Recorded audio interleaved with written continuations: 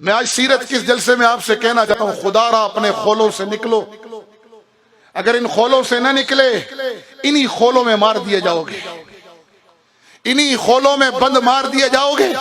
کیا ظلم ہے؟ جو تبلیغ میں نکلا ہے وہ جہاد کی مخالفت کر رہا ہے، جو جہاد میں نکلا ہے وہ مدرسوں کو ٹیڑھی نگاہوں سے دیکھ رہا ہے اور کہہ رہا ہے یہ کچھ نہیں کر رہے، اور جو مدرسوں میں بیٹھا ہوا ہے وہ مجاہدین کا انکار کیے بیٹھے ہیں، اور جو جہاد میں نکل جائے وہ خانقاہوں والے سیاست کا، سیاست والے فلاحی کاموں کا۔ یہ کیا ظلم برپا ہے؟ تم نبی کی امتی ہو یا کسی شعبے کے غلام ہو؟ تم نے رسول اللہ کی غلامی کا توق پہنا ہے یا کسی شعبے کی غلامی کا توق پہنا ہے؟ اگر یہ کام تم اپنے باپ کے گھر سے لائے تھے پھر لڑو، کیونکہ یہ تمہارے باپ کی جائیداد ہے۔ اور اگر ایسا نہیں ہے، تبلیغ، دعوت، تزکیہ، جہاد، خیر کے کام، فلاحی امور، سوشل ورکر، سیاست اسلامیہ، تعلیم و تعلم، اگر یہ تمہارے نبی کا دیا ہوا کام ہے تو پھر سارے ہمارے کیوں تقسیم ڈال رکھی ہے؟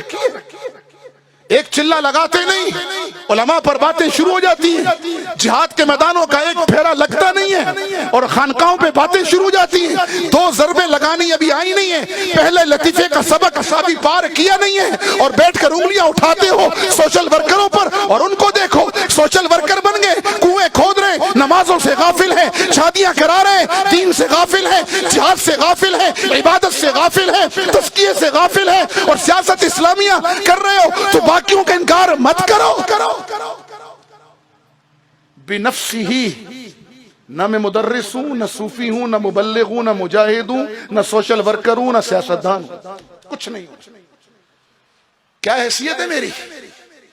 مجھے تو آقا کی نسبت ملی ہے نا، اس نسبت نے مجھے یہاں پہنچایا، ورنہ میری حیثیت کیا ہے؟ آپ کی حیثیت کیا ہے؟ نکلو ان خولوں سے، جوڑ کے مینڈک مت بنو، تم تو رحمت للعالمین کی امت ہو، تمہیں پوری دنیا کی ہدایت اور غلبہ دین کے لیے نکالا گیا۔ تمہیں کہا گیا کنتم خیر امت اخرجت للناس، تمہیں کہا گیا ہے کہ لیظہرہ علی الدین کلہ، تم جوڑ کے مینڈک بنے ہوئے۔ تبلیغ اگر تمہارے باپ کا، میرے باپ کا کام ہے تو پھر لگے رہو، پھر سب کا انکار کر دو۔ جہاد باپ کے گھر سے لے کر آئے ہو تو سب کا انکار کرو، ایسا نہیں ہے۔ میں مجاہد اس لیے ہوں کہ میرا نبی مجاہد اعظم تھا، میں مبلغ اس لیے ہوں کہ بلغ ما انزل الیک من ربک، یہ آیتیں میرے نبی پہ نازل ہوئی ہیں، میرا نبی مبلغ اعظم تھا۔ میں تزکیہ اس لیے کر رہا ہوں اور کرا رہا ہوں کہ میرے نبی کی ذمہ داریوں میں تھا وَيُزَكِّيهِمْ، جی ہاں میں خدمت خلق اس لیے کر رہا ہوں کہ میرے نبی نے فرمایا تھا خیر الناس من ينفع الناس۔ میں سیاست اسلامیہ میں اس لیے نوکر بن کے چلتا ہوں اپنے اکابر کا کہ میرے نبی نے تخت مدینہ پر بیٹھ کر سیاست اسلامیہ کی بنیاد ہی نہیں رکھی، کر کے دکھائی ہے۔ اور میں مدرسوں کا نوکر اس لیے ہوں، میں علماء کی جوتیاں اس لیے سیدھی کرتا ہوں، ان کو وارث انبیاء اس لیے سمجھتا ہوں کہ میرے نبی نے فرمایا انما بعثت معلما، اور میں تو آیا ہی معلم بن کر ہوں۔ تو اگر محمدی ہو تو پھر اعلان کرو مدرسے بھی ہمارے ہیں، فلاحی کام بھی ہمارا ہے، تبلیغ بھی ہماری ہے، جہاد بھی ہمارا ہے، سیاست بھی ہماری ہے۔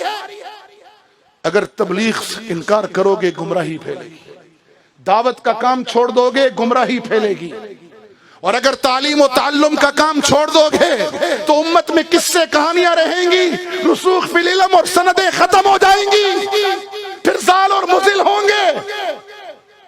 اور اگر تزکیہ نفس چھوڑ دو گے لوگ شیطان سے بڑے نفس پرست بن جائیں گے، اور اگر جہاد چھوڑ دو گے تو 1.5 ارب ہو کر بھی ذلیل ہو جاؤ گے، اور اپنے بھائی کے منہ میں خود نوالا نہیں ڈالو گے تو کافر این جی او نوالا ڈالیں گی، ایمان لے جائیں گی۔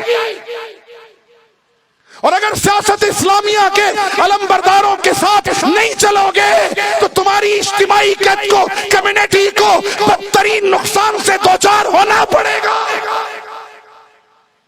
سمجھو بات کو، نکلو جغرافیہ پرستی سے، نکلو قومیت و صوبائیت اور فرقوں کی لعنت سے، تم محمدی ہو۔ جنگ عظیم دوم میں 1 करोड़ काफिर ने मारा। जर्मन ने फ्रांस को मारा, फ्रांस ने जर्मन को मारा, जी हाँ, इसी बर्तानिया ने जापान को मारा, इसी जापान ने अमेरिकी बेड़ों के अंदर अपने जहाज डालकर बेड़े तोड़े, और इसी अमेरिका ने फिर जापान पर एटम बम मारा। 1 करोड़ काफिर के हाथों